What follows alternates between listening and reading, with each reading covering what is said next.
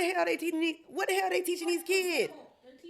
My my son just said that there are so-called rich kids. He said there are rich kids that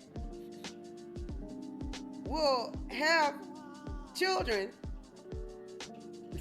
that want to take a picture with them or give them a hug or whatever. They will charge them.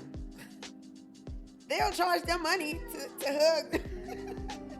What? They teaching the kids to get money for hugs?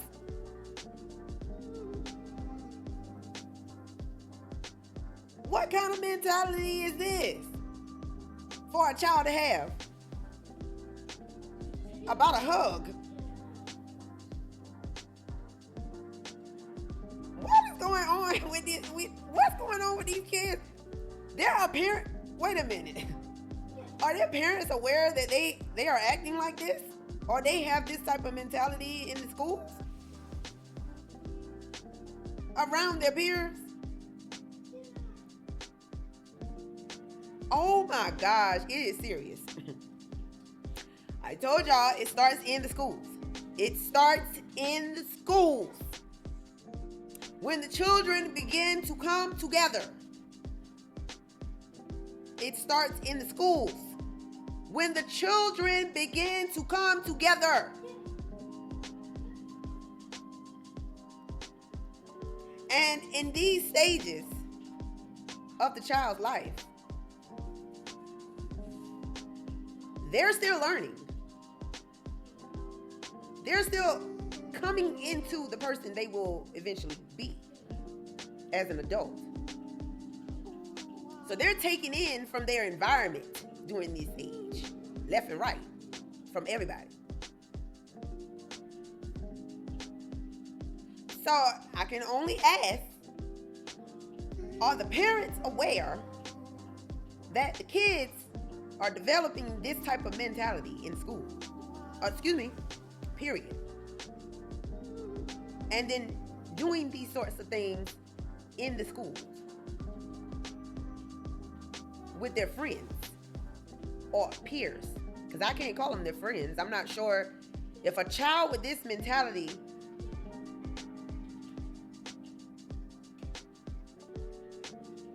is aware of what they're doing. I have to wonder about how authentic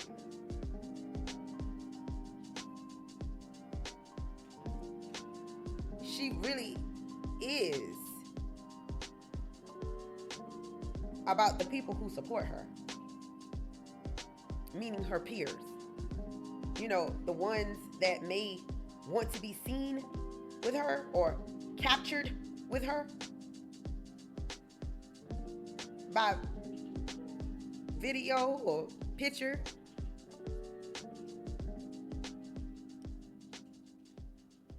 It would seem to me like a child with this mentality seems to think that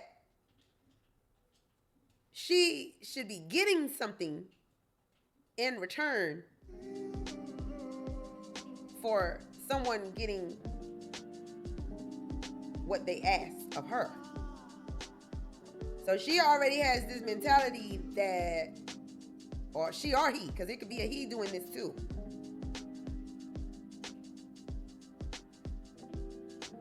You have to make it beneficial for them to take a picture with you.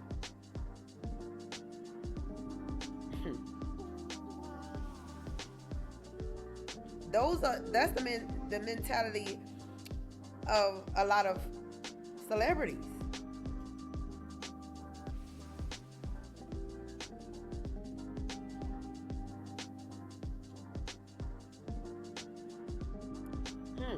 I mean, I'm very concerned about a child who's doing this sort of stuff in school around peers already.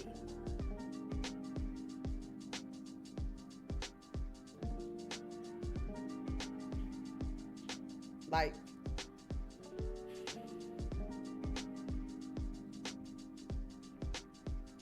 as parents, I have to wonder, you're fulfilling your obligations as parents. And if you are aware of your kids behaving this way towards their peers, what is the message you're sending? What is the message you're sending with that?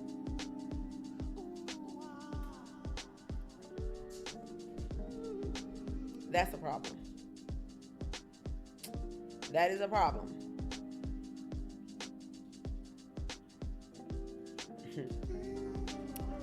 I'm not going to say any more about that.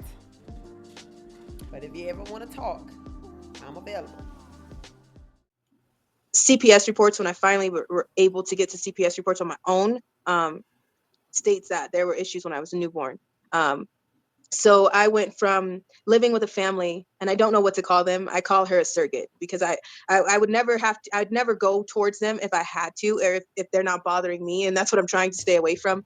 But this woman, she had a total of 6 kids, and it's just complicated. No one knew the answers. No one knows what she was really up to and what she was doing, as well as the other people in my family. Everybody that had a hand in my life was just wicked. I don't know how else to sum that up, but it's almost like they were switching kids until they weren't able to, or until they had to take a break from each other because they were arguing too much. It went into they were into stealing social security cards and other people's identity. It was just a mess of things that were going on in that home. And I feel like everybody that lived in that home or had an issue in that home or an issue in the homes that were just the thing to be in, it feels like everybody lived a different life in the same house. It is what it is. It was not something that everybody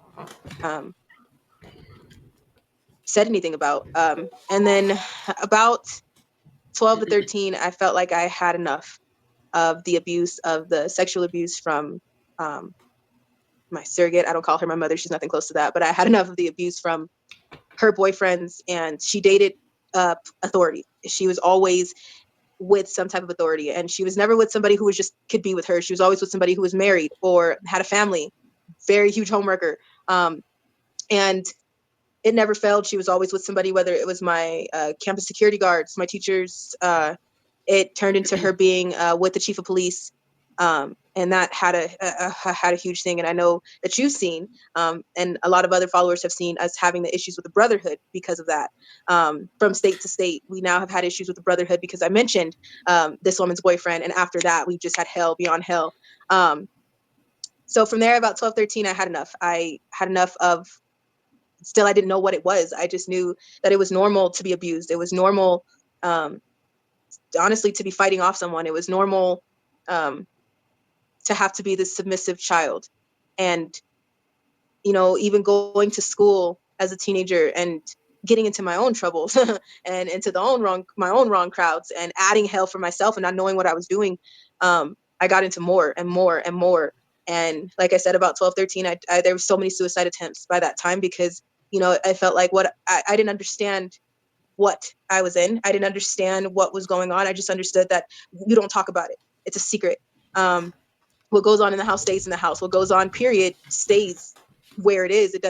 You don't tell anyone. And, you know, my friends at school, they seen bruises. I was pulled into offices so many times as a child from getting changed in the locker room and bruises beyond bruises and not showing up to school for a long period of time. But when I did show up, black eye, or I was walking funny, or something was going on. So there were counselors and there were people who seen what was going on, but nobody could do anything about it because of the authority that I call her a surrogate. We're going to call her a surrogate. She's an evil surrogate. But this is what this evil surrogate was into. And I don't know, she was very, very, very abusive physically. I remember one of my sisters, we're all split up. I don't try to contact anybody because it's just a whole mess. But she was into the mix of beating us. And when her anger was just too much, she would literally say, "I'm going to fight you like a bitch off the street." Those were her words. And at this point, I turn around and I look at things because she was in a hospital for criminally insane. She was in the Patton Hospital in San Bernardino, California. So when I look at things now, I'm like, was there something wrong with her? Not that it gives her an excuse at all from what the hell she did. But I look at it now as what was wrong with her, because she was to the point where I would have to pull her off of one of my sisters from her trying to pour Benadryl down her throat and cover her nose. And it was always something. And by 12, 13, she was physically abusive to them. But for me, it was always people blame me for her loving me more. And my family always loved me more out of all the girls. And I'm like, no, you guys don't understand. Um, I was talking to my son, and I was telling him about the plan that I have for our family, how I want to do things. And I was teaching him a little bit about the value of a dollar, if you will. You know, if you get your own, you won't have to give or pay. There will be a less of a financial hit to you if you can do it yourself, basically. And, you know, certain things I was saying to him, he was like, yeah, Mom, that's right. That's right. And I said something and it hit. So my son was like, some people are like, why should we have history? It's the past. Let the past be the past. Don't carry the past into the future, right? And so I told my son, I said, well, why would you not preserve history? Because history is important. And that I always tell them that if you forget your past, you're going to repeat it.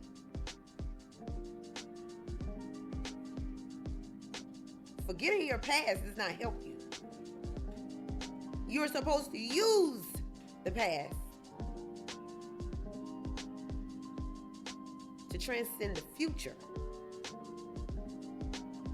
That's what you're supposed to do. There are a lot of people who think that history should be just that. I don't know why you think that, but that's the wrong way to be thinking, in my opinion, about history. A lot of these people would not be where they are without history.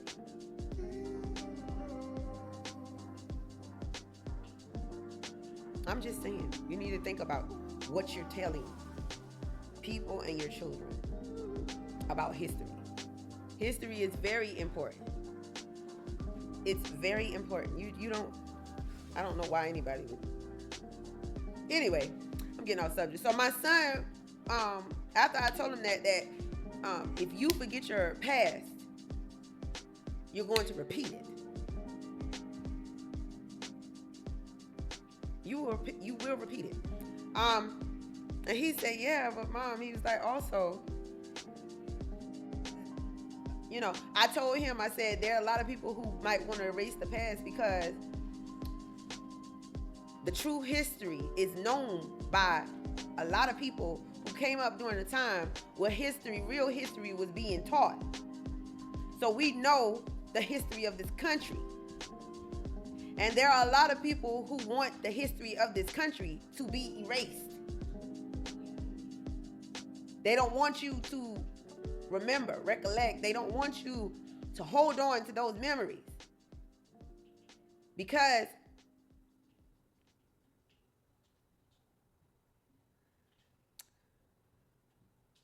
if his story is refuted and proven inaccurate,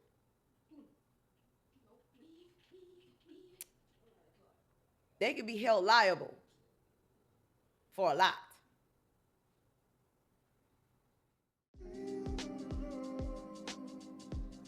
That's why those people would rather us not talk about history, not focus on history.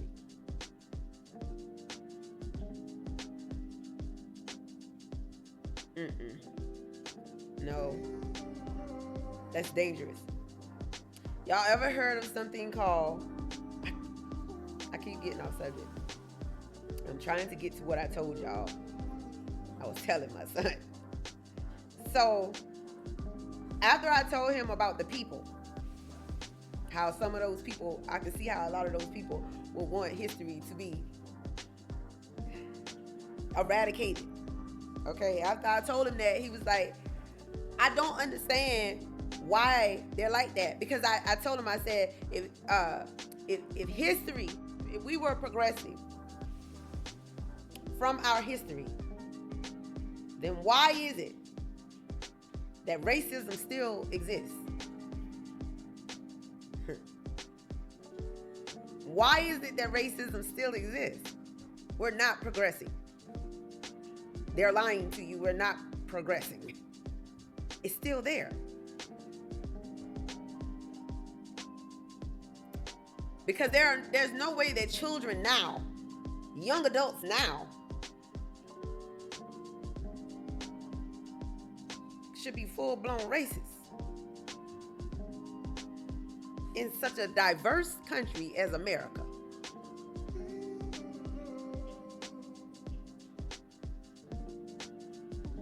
It should not. It should not exist.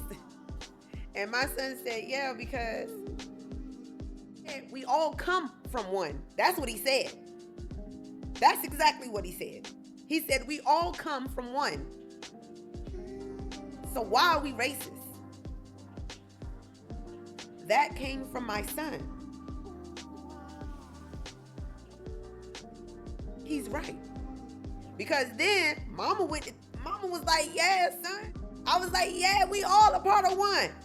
I was like, hey, we are all a part of one.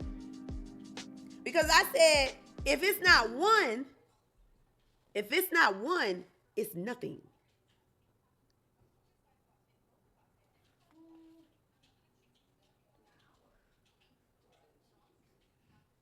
What you've explained and other survivors as well, it's like this is like almost every single industry that on the planet. Like, we're talking schools, hospitals. I mean, can you like sort of like explain more, or how people can like pay attention or be aware if there's something going on? Yes. When people I hid in plain sight, a lot of people wouldn't know about me until I told them. What people seen was I was mysterious, and they felt like we would get up and leave, or we would get up and just move from a situation. Everybody's like, why? I don't get it. It seemed mysterious to them.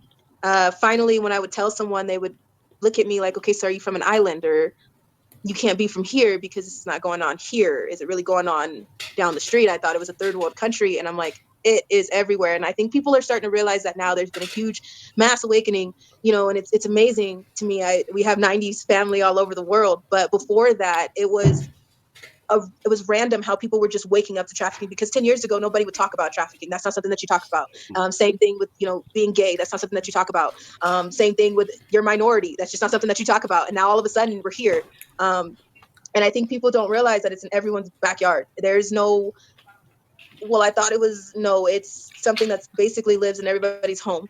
Everybody has that one family member that you don't hug too tight, or you don't go near, or is weird, or, Auntie Betty is always pinching my butt. Like, you know what I mean? Like, or, Uncle so-and-so is always giving me a kiss too long. It starts in the home. And then you would be surprised the connections to the schools, the connections to your grave diggers, your loved ones that you put into the ground don't actually get rest. Your everyday doctors, pediatricians, your judges, your attorneys, your pastors, your everyday construction, your firefighters, your police. It is so connected. And when you see how connected it is, it blows your mind, because it's like, I thought that my authority that I call on if something's wrong with me are going to help. There's supposed to be one way. There's not supposed to be two sides of the police. There's not supposed to be two sides of the doctors. They're supposed to be put there to help you. And sadly, there is no help, because everyone is involved in some way. You see that there's people that are just quiet. Everyone was on the Me Too movement, but everybody is really, really silent about child sex trafficking, because you would be amazed at who the clients are. It's your everyday people. It's your school teachers. It's your bosses at work. It's your businesses that hold bodies and replacement of meat. It's everywhere. And I it's scary, because people are like, well, how do I look for it? So many things are coming out into the open. I feel like there's a lot more victims, survivors who are coming forward, and former dancers, former escorters or escort people, former strippers, former in-home sex workers are coming forward and saying, hey, you know, this did happen to me. It's so scary, because people look at this as, this is not my world. And to get involved in this world, I have to crack everything that I've ever known, to be true, because sadly, your tax-paying dollars is involved in child sex trafficking. Everybody is connected. It's just a matter of what face they put on it, for the people to blame, but nobody's blaming the right person, because they don't understand the connections. And it's like, okay, what do I look for? It's sad because everybody is also looking for this, you know, this gang banging, thuggy, metal teeth, tattooed up person that looks like they eat children. No, you would be surprised that this is your everyday businesswoman, businessman. You're, you know, it's crazy how much of a costume they can wear. I've had issues in the public eye.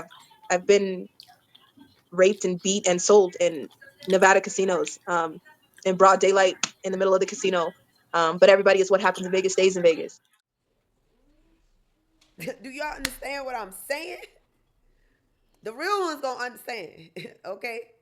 They gonna get it. They gonna get it. If it's not one, it's nothing. One is a part of everything. Nobody can deny that shit. Nobody can deny that. Nobody.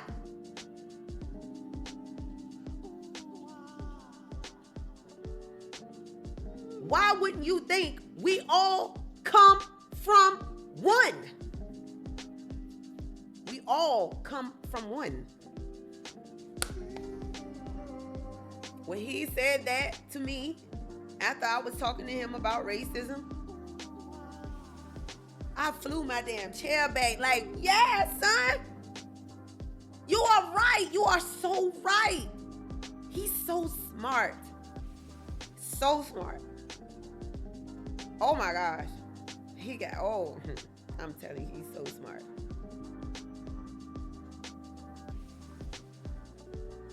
He said that, dog, and it made me so proud. And then I followed up with, if it's not one, it's nothing. One is in everything. We are all part of one. Y'all better hear me. For all y'all who thinking that I'm this, I'm that, I'm this, I'm that, I'm that. We are all part of one. Different sections of one.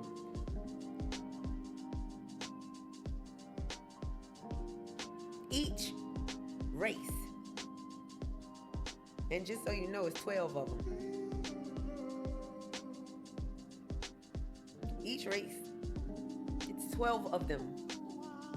It is 12 of them. And we are all a part of one.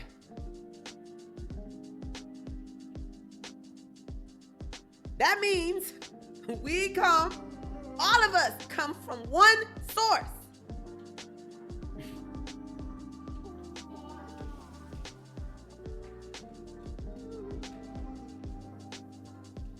So that must mean the source has a dark and a light side.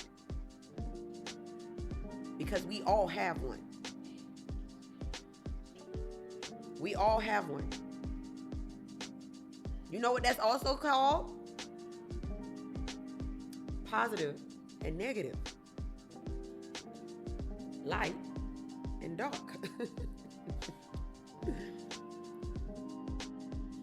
I hope y'all listening. I'm trying to tell you something. Stop with this bullshit, okay? All this diversity bullshit, okay? Stop pitting us against each other as if one is better than the other. We all need each other for one reason or another.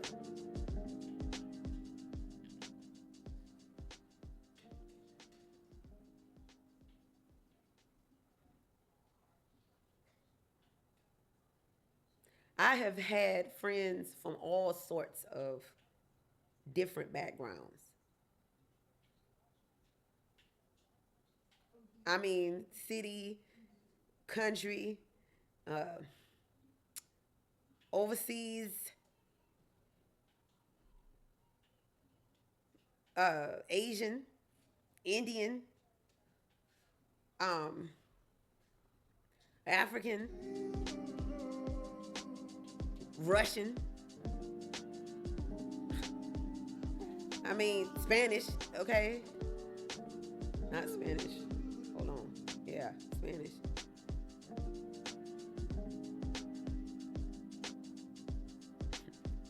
I'm just saying, like,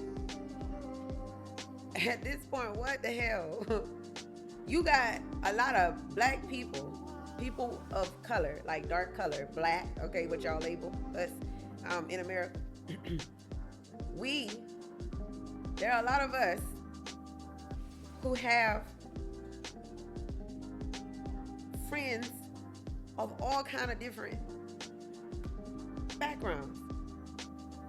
And the reason why we came together is for the same reason you and other people came together, because there's an understanding there.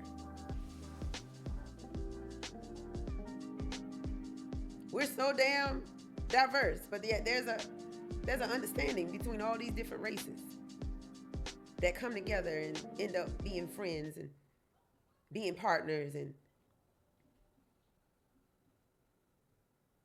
why is that?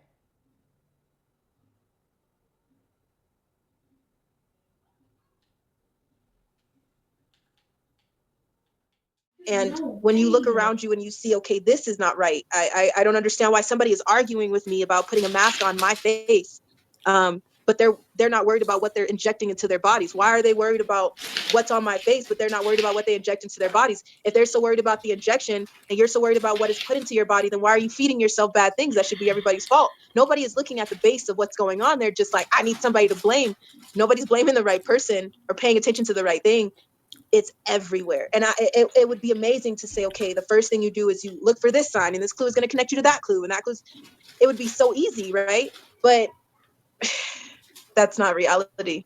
I say all the time, like, life is not a Disney movie. It isn't. That's not the reality of what we're going through. You would be surprised that you have talked to a trafficking victim. You have probably been friends with a survivor. You have dealt with somebody who has MK Ultra. You have dealt with somebody who is involved in an elite cult or coven. It will blow your mind.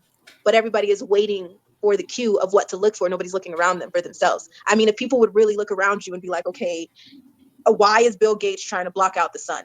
Wouldn't that hurt us? Wouldn't that create mass hysteria? Wouldn't that create world famine? Wouldn't that be the opposite of world peace? you, you know what I mean? And when you actually think about those things, and it's like, hold the hell on, what is going on around me, and why is this even a thing? That's what it's going to take for people to wake up to trafficking. No one's angry.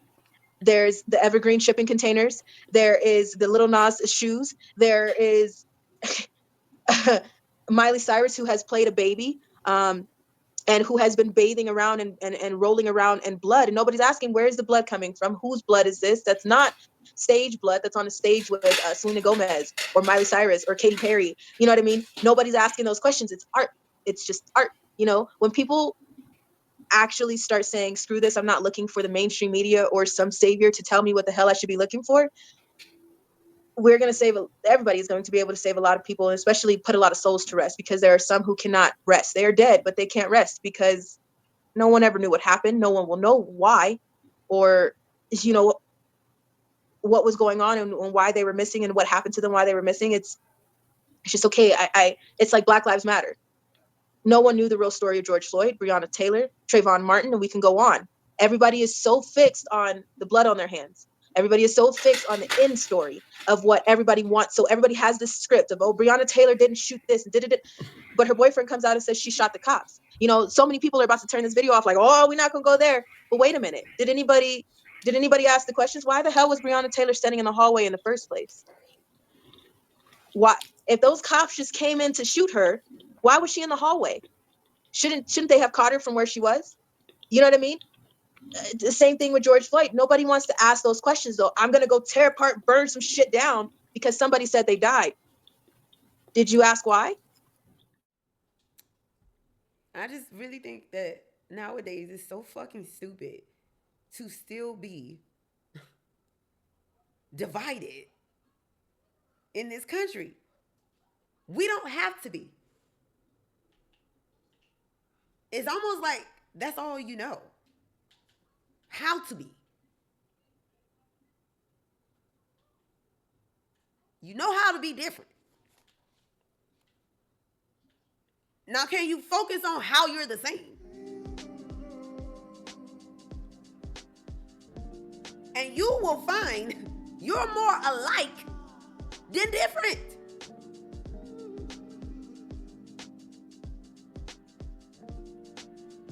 Have you ever stopped to ask yourself why everything has to be associated with color in this country?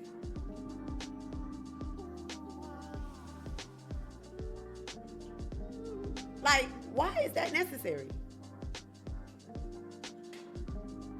Especially on a lot of this government shit. These forms, these applications, for anything where you're looking for assistance or help, support from them, they ask you all of that stuff. But why is it important for color to be on there? Why do you need to know if you're Asian, black, and whatever else they got on there? Why? Why do you need to know that?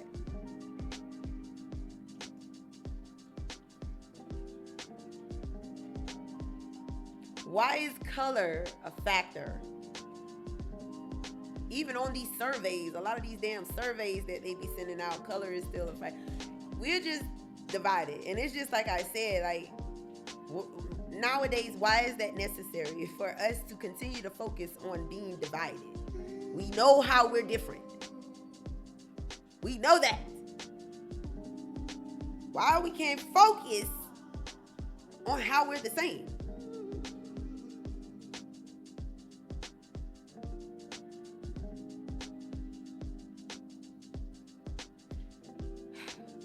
I'm just saying, we should have been more advanced by now, don't you think? With the end of slavery and all, right? Colored people should not be, colored people, more specifically black Americans.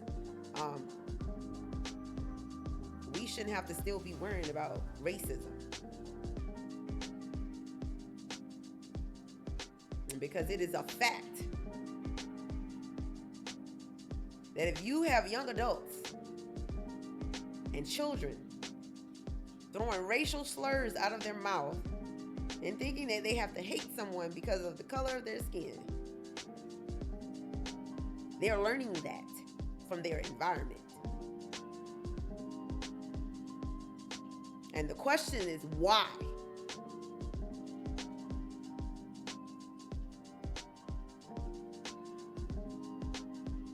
That's the question. These are the types of questions that people don't want to discuss. And what did I just say? If you forget history, if you forget the past, it will repeat itself.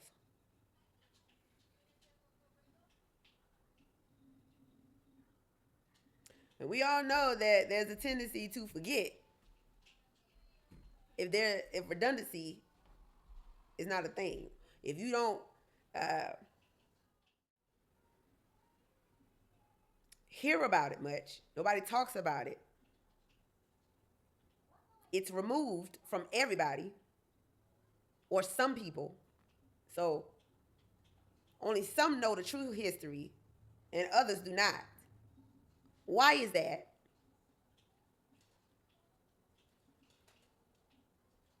You're more privy to this knowledge. Why? Because of some differentiating factor.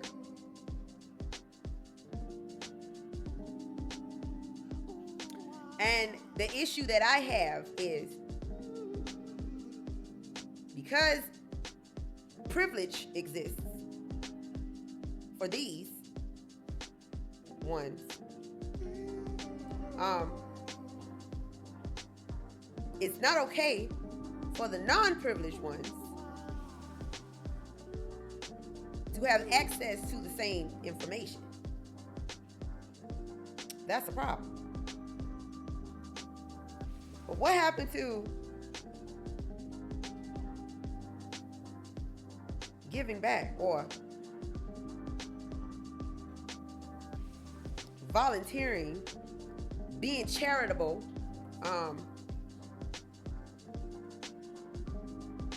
no different than somebody supposedly opening a school over in South Africa for underprivileged girls to have a chance at an education that they would not have otherwise had.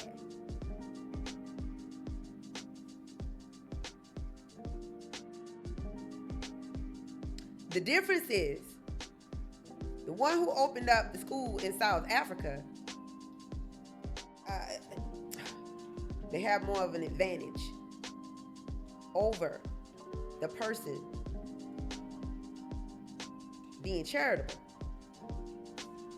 with with less resources. That's the difference.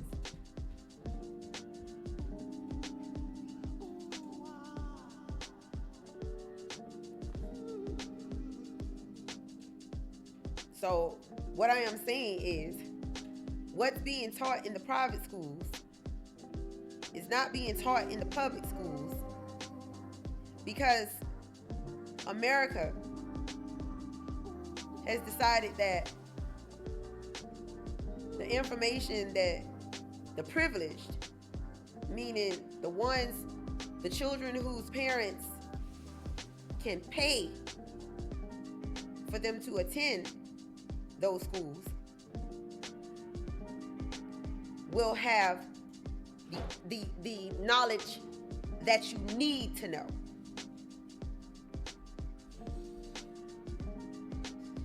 But the public schools are not given the same information.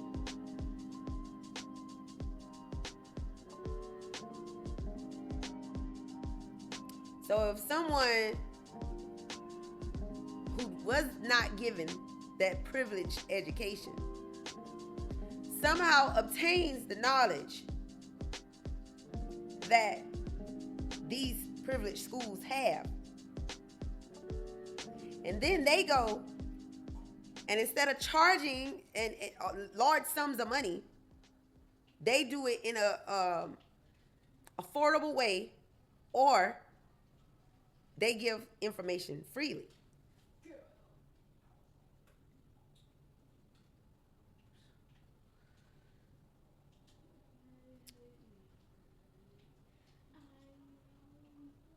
So this is another way that America has chosen to divide us. This government, they've chosen to divide us that way. Think of it in terms of the haves and the have-nots.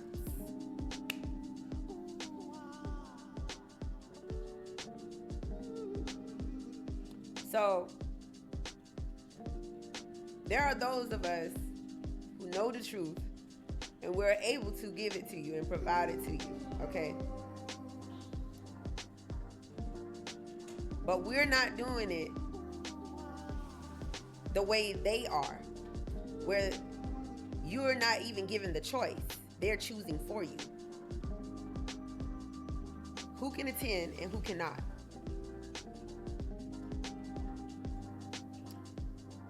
Even the ones from the public schools that are able to get into the schools by scholarship are chosen. Like they're yeah. So this is why a lot of us get silenced also. As you know, the ones of us who are out here spreading the truth about even theological topics. And how, like I said, they have been selling you the truth and telling you not to believe it. Okay?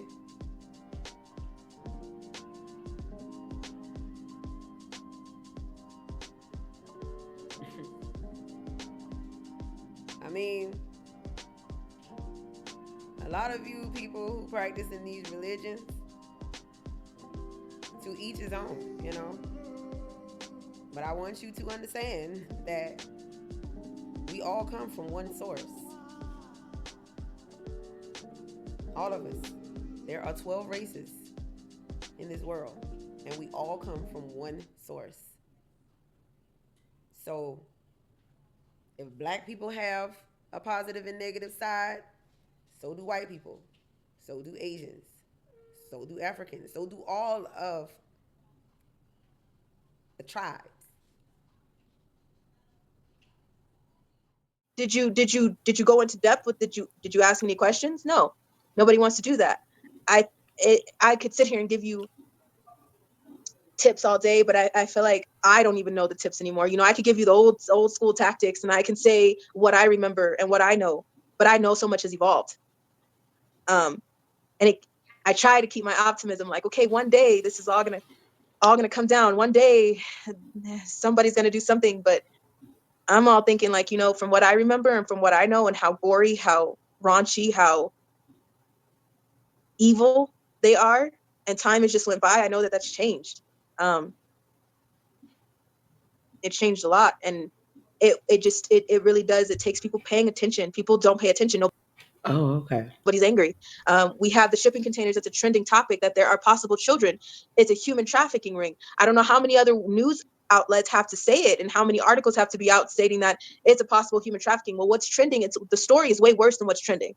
You know what I mean? But nobody is angry about that. Everybody went to war and went to the streets, and I want to burn shit down for George Floyd. But where's the rush? Where's the outrage? Where's the pitchforks in the middle of the street at night for all the children that is possibly on that shipping container that everybody's been talking about? Nobody wants to talk about that. It's the simple fact of nobody wants to look around them. Nobody is angry for the children. If you would be angry, though, if it was your 4-year-old that somebody was raping at night. You would be angry if it was your 7-year-old that you've been looking for years and you lost at 3, and some automated system did a picture change on them to see what they would supposedly look like, but they're sitting in a container in someone's cold, intricate, detailed container that's not just an empty container. They're being tortured. And it's like, it doesn't hit anybody until you get graphic about it. It doesn't hit anybody until you say that there's being poles stuck up children to break every bone in their body, and there's somebody watching and paying just to hear their bones crack. No, but everybody is like, oh, okay, well, that's too much for me. It's not too much until it's too much. That's not good. That we shouldn't be in that place. Yeah, for sure. And then one thing that I've noticed also, just kind of in my own journey of becoming more aware, because as I think back, a few years, like maybe I heard something about, human trafficking here and there, but it never really sank in. So for me, what I noticed is if I heard something once, it's like, okay, maybe, and then I just keep going back to whatever it is. But then as I continue like hearing it and different people are talking about different things, and then I like continue to research. So it's like, for me, at least, it's been a process of like reprogramming myself, because we all grow up in a certain way thinking like life's a Disney movie, quote unquote. So it takes time for anyone to like relearn how society works, especially if it's up to each of us to educate ourselves. We're not watching mainstream media. I pay very little attention to even many of them alternative news sources, because a lot of times it's just this back and forth with the status quo. It's like, oh, now Biden's doing this, and it's like, well, what are you doing to help the situation? Like, what are you doing? So exactly.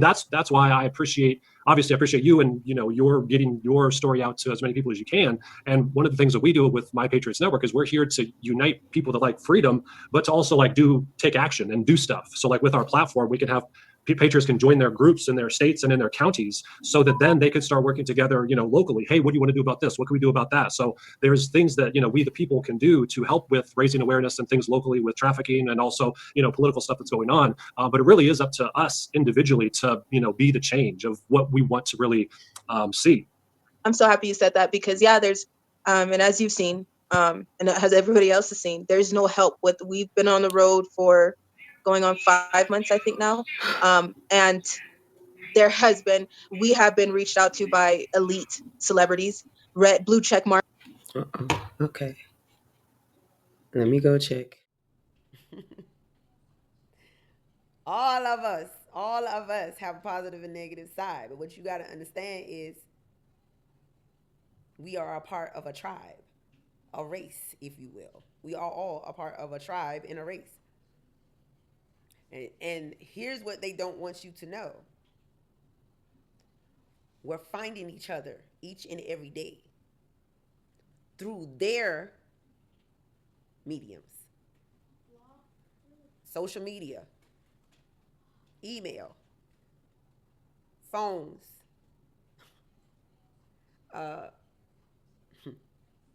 travel, okay, boats, cars, planes, tablets. We are finding our tribes. And this is what they didn't want to happen, okay? The only way this could come about is if some truth is told. The bullshit gets unraveled. And that is what is happening. We are finding each other. The more and more and more the truth comes out,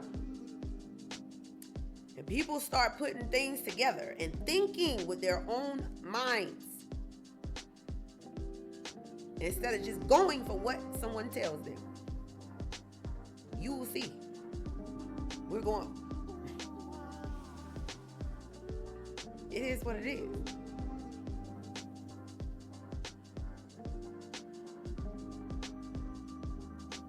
And there's a lot of shit that you guys do not know. You do not know.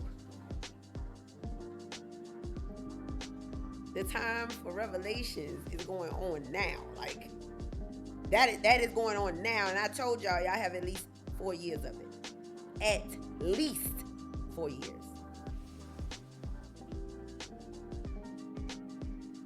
Look at what's happening. You guys cannot accept on any front, whether you're looking at the news for this or the election for that, whatever.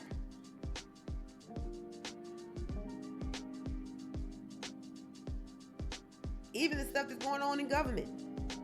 The mayor getting arrested. All these people stepping down, resignating from their jobs, giving their resignations after he gets arrested.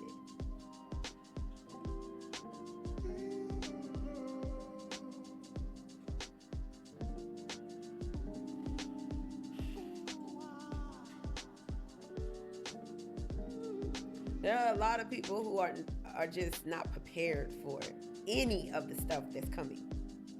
They're not prepared for any of it. But it's coming anyway. It's coming anyway.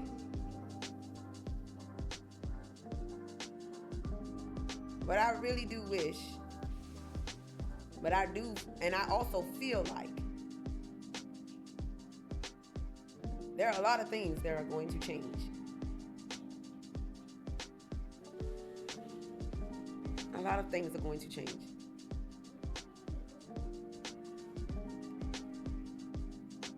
Whether you're prepared for it or not, it's going to change.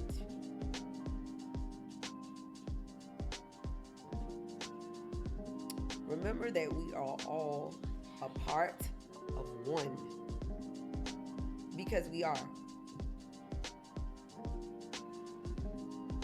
And we have been underestimating that all this time. We have not been giving it the focus that we need to give it. Stop focusing on the differences and what divides us. Start focusing on how we're the same and we all need each other.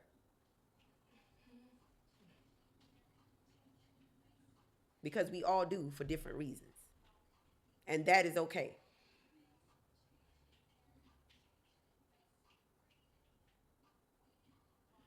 But that's my message. I didn't want to talk y'all too much longer. I just had to say that because I was so proud of my son.